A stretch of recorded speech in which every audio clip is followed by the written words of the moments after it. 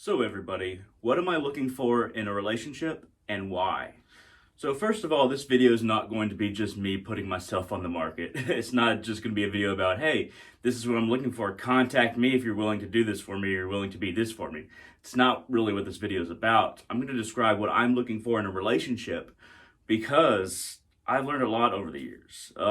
It's been several months since I've been in a relationship. I've had many failures. I've done a lot of things wrong. And over the years, I've also observed people and what they have done wrong. And I found myself falling into the same traps, doing the same mistakes that I saw other people doing or experiencing. And one of the main mistakes, there's going to be several. One of the main mistakes that befalls people in a relationship is that you don't start off the relationship with clearly defining who you are to each other. So, for me personally, you have to ask yourself, what kind of being are you? For me, I'm mainly a spiritual person. That is the bulk of who I am. There's other things that add on to that, other things that, other ways I can communicate with people on different levels and things like that, or in different ways. But I'm mainly a spiritual person. So the best thing that somebody can do if they're mainly a spiritual person is to find somebody who has very similar spiritual ideas. That doesn't always mean they have the same religion, they have the same spiritual tradition, or they do the same practices. Doesn't always mean that. But oftentimes it works out very well if some of those things do overlap. But even if, let's say somebody's a Hindu and then somebody's a Buddhist. Even if those two different traditions have different ideals, believe different things, there's still a lot of overlap when it comes to compassion. And also, when there's overlap, you have to have people that are willing to meet you in the middle to kind of make that overlap more sustainable, more solid. If you can make that overlap between one tradition and another that you share with another person, you're willing to solidify that area where there is overlap, whether it be through meditation, whether it be through focusing on compassion, maybe even being vegan or certain dietary things, or perhaps you both use use the same mantras, or follow very similar practices, different yogas that kind of overlap between Buddhism and Hinduism. But most people aren't really mostly spiritual. Most people are a combination of emotional, materialistically oriented, and opinions and political orientations. Now, there's a lot of emotion when it comes to varying dogmas, whether it be political or religious. It's going to be hard for you to really connect with somebody and solidify a relationship that'll last if you have very on opposite ends of the spectrum when it comes to religion or religion or politics. Now, it's possible, but the reason why it doesn't always work is not because those two people aren't meant to be together or shouldn't be together or that it can't work. It's that we get certain ideas instilled in us that somebody else that is on the opposite side of the spectrum is not the same kind of person as me, is not as valuable as me, does not have the same values, does not understand the same things, doesn't even understand how things work. It's all wishes on the other side of the spectrum. That's an assessment from most people's perspective if they're opposing somebody politically or religiously. There's a lack of understanding that we're all human beings. And it doesn't take a rocket scientist to realize, maybe that won't really work if we have these ideas instilled in us and we see somebody across the spectrum, and they look so foreign to us. But there's another thing that people do. People overlook their emotional bodies. So one way that a relationship really works, one of the founding cements, spirituality is a cement, emotional body is a cement, and physical body is also a cement. If you have all three of those, it's wonderful. But the emotional cement is, there are people that have different demeanors. Some people are very outgoing, and some of those outgoing people are attracted to other outgoing people.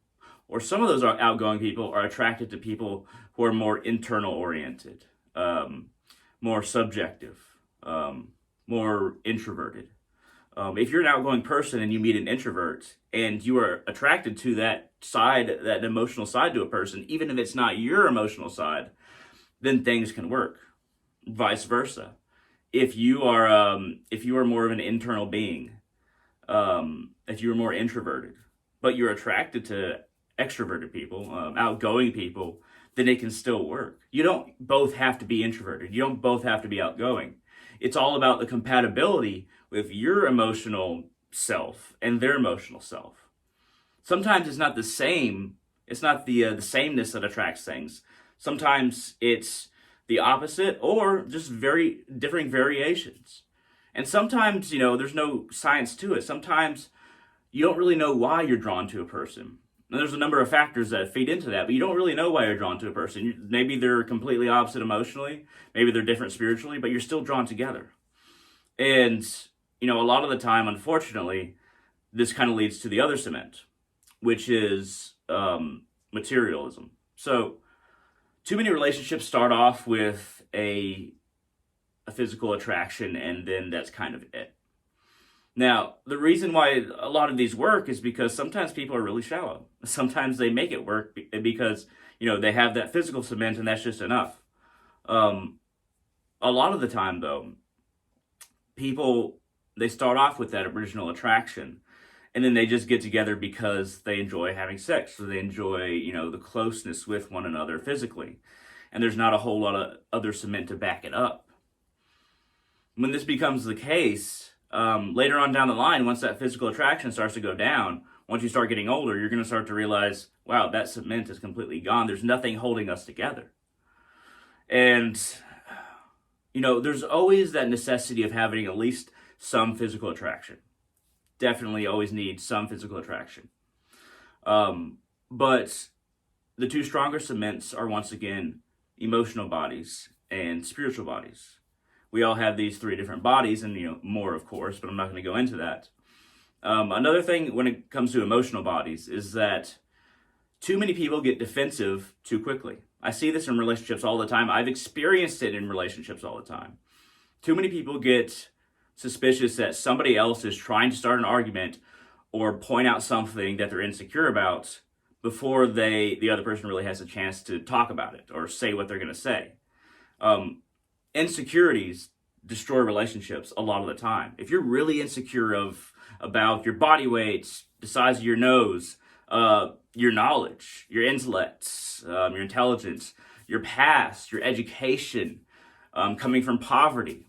If there's insecurities in these areas, and then your partner kind of says something that you immediately make an assumption about that's directed in that way, like, oh, you know what? We should start exercising together because so we can both get more healthy. And somebody might say, whether it's male or female, are you saying I'm fat?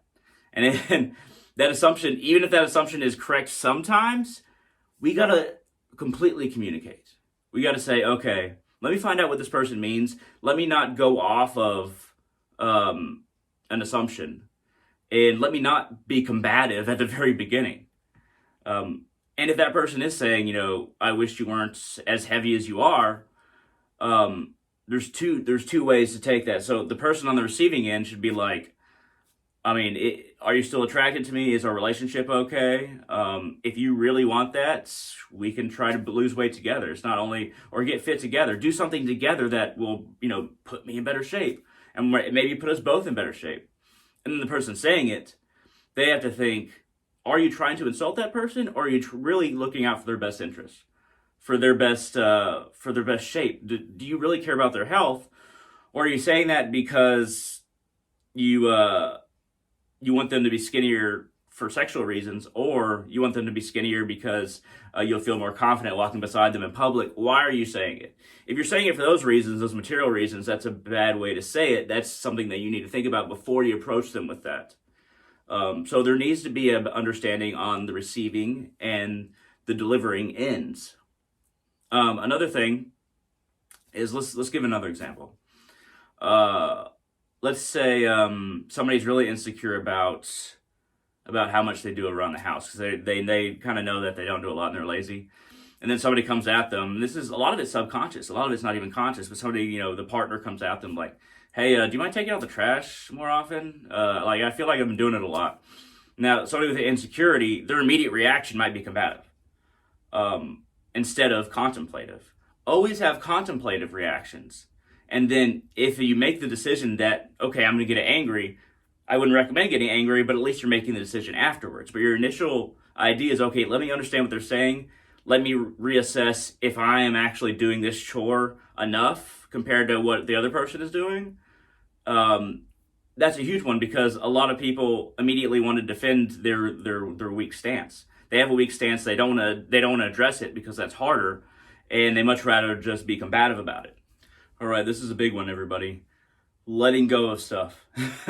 So people in relationships, ones that I've been in and relationships I've observed, people often, once they get a perceived slight in their head or the other person is not doing what they want them to do, some people just will not let things go.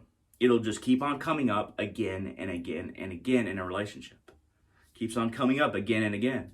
And if the other person basically just keeps on saying, I'm not gonna do that, or, you know, we've already talked about this, if you keep on bringing it up, it's just gonna make it worse. So like, and then the person will keep on bringing it up again and again and again.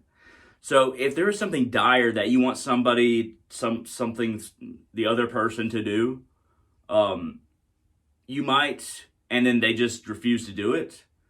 You might either want to reassess like how you approach it, like say, look, I really want you to do this. If you don't, it's going to put our relationship in danger. But if it's something but that's only if it might be something like the other person getting a job, need more money in the house. The other person needs to take care of the kids more, something like that. Or the other person needs to stop doing something extremely annoying to the other person. But if the other person is not willing to make that change for you, you should approach them and say, look, I really want you to do this. If you don't do this, it's going to put our relationship in danger, and I hope that isn't the case. Only use that as like last resort, though. If it's something you can get over, if you really love this person, if you actually love this person, you'd be willing to get over a lot of different things. Maybe somebody is keeping something from you, and maybe you're paranoid about it because it's something you're self-conscious about. You feel like you've been caught.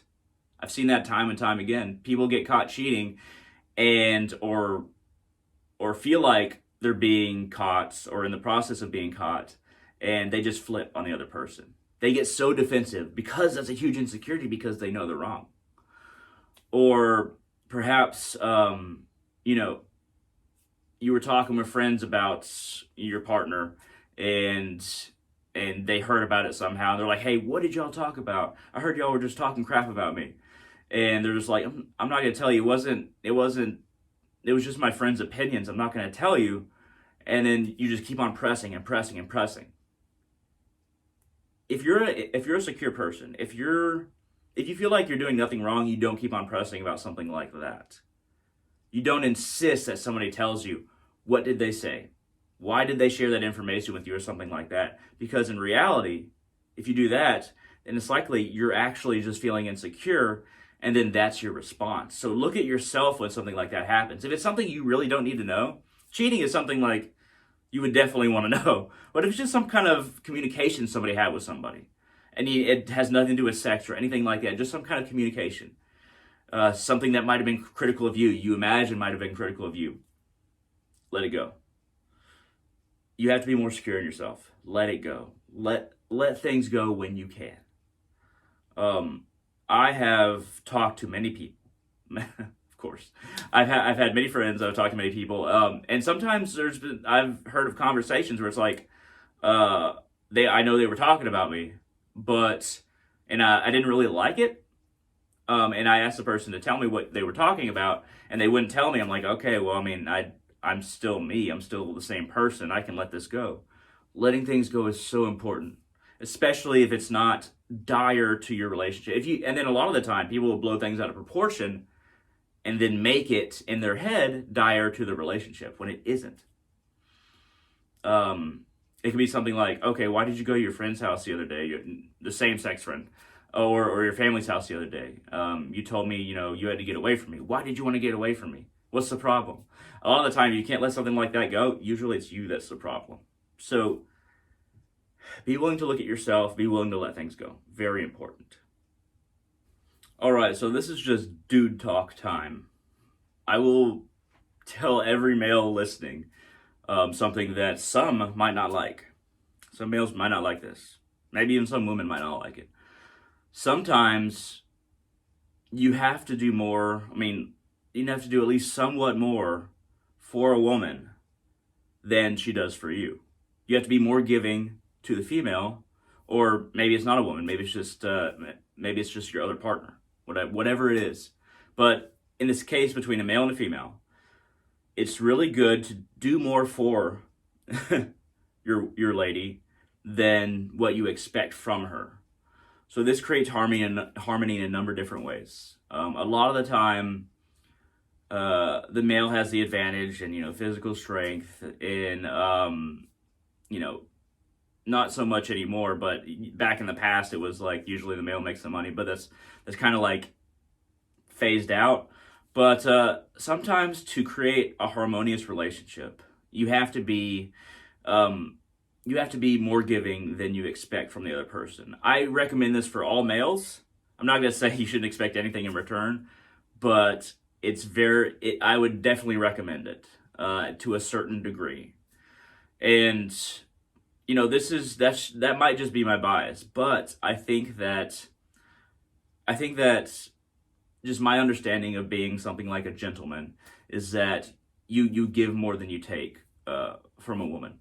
I have not seen a lot of relationships have worked out not because the woman wanted the lady wanted a bunch more, and she was like, yeah, now I got all this, and I just give you a little bit. It's that it eases emotional tension. Sometimes men just have to just give that little bit more and just be happy giving it and not have a big ego about it. Like, well, she doesn't do all this for me, but I do this for her. Let go of a little bit of that. It'll create a more harmonious relationship. Maybe that's just my bias of what a gentleman is, but that's just my recommendation. And I guarantee you it will be, if she's a good person, she'll notice it.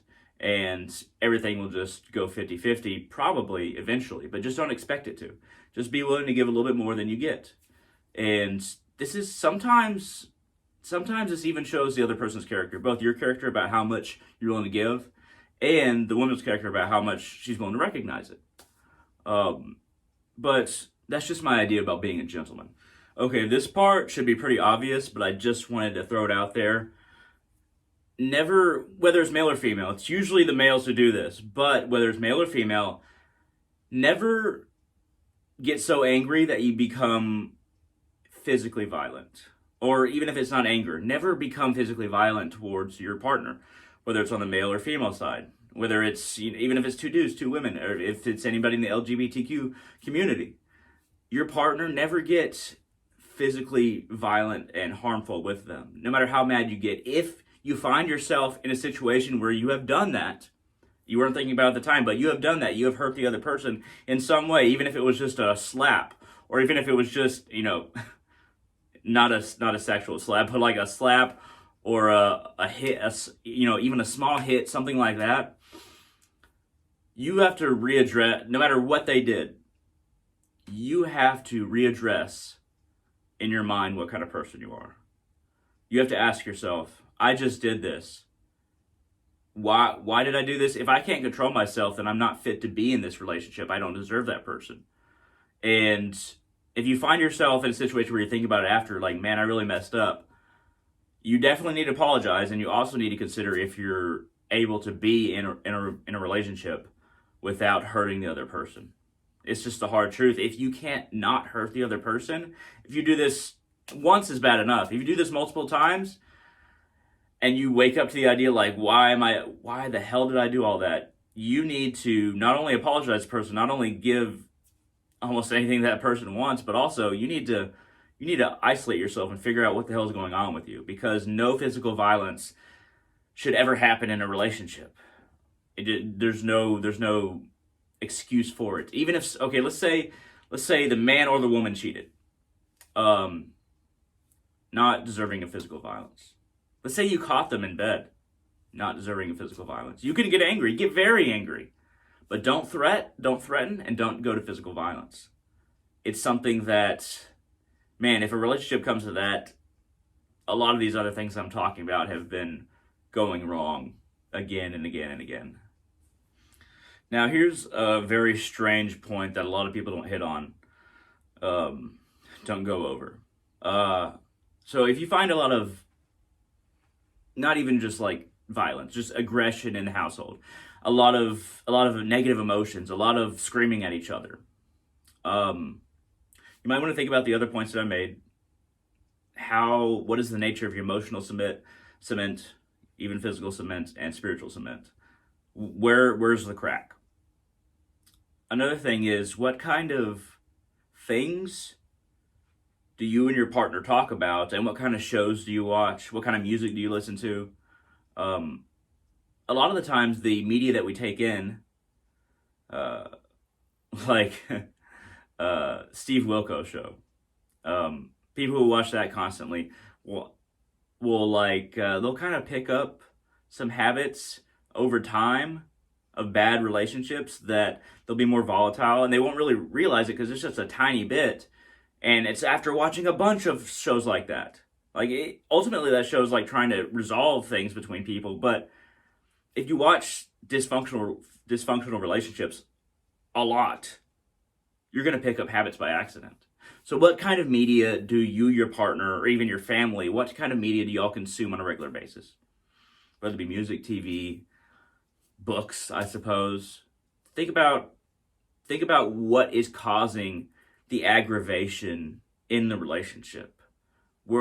Are you having bad influences from friends? That's another thing. Are you having bad influences from family members that are very dysfunctional? Figure out where if you start picking up some bad habits, figure out where the source is.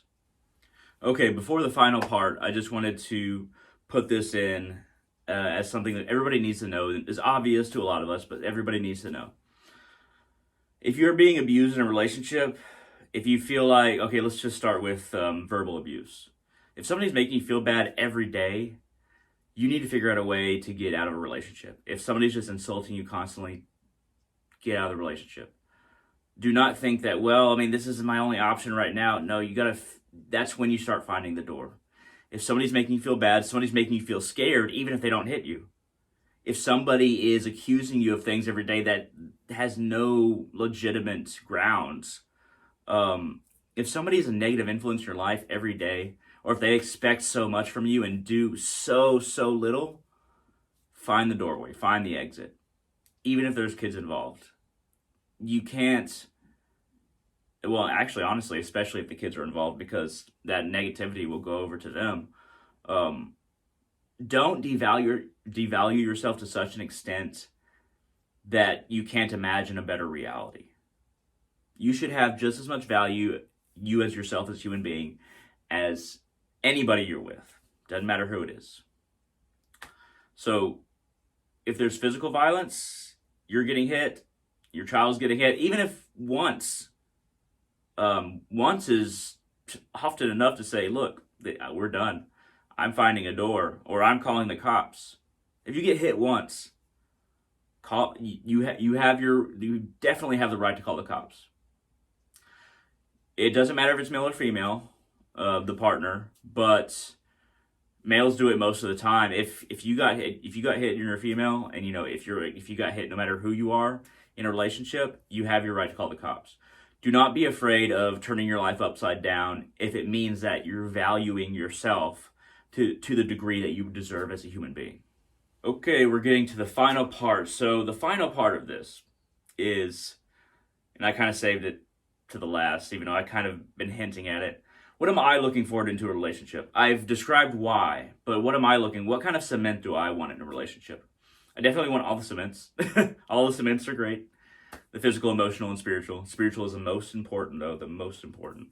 What I'm looking for in a relationship is a woman that's spiritually flexible, even if they don't practice magic, even if they're not Hindu, even if they don't believe in reincarnation or karma, even if they even if they're not familiar with Eastern spirituality, somebody who's, you know, willing to learn and willing to like just talk about stuff with me.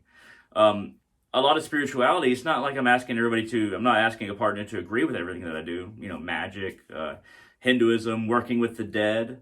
I kind of got the skull behind me as because I work with the dead a lot, but it also has, you know, relationship is kind of like once you enter into a relationship, it's kind of like the death of the old you, and then flowers can blossom off of that fertilizer. It's kind of dark, but that's why I got the background.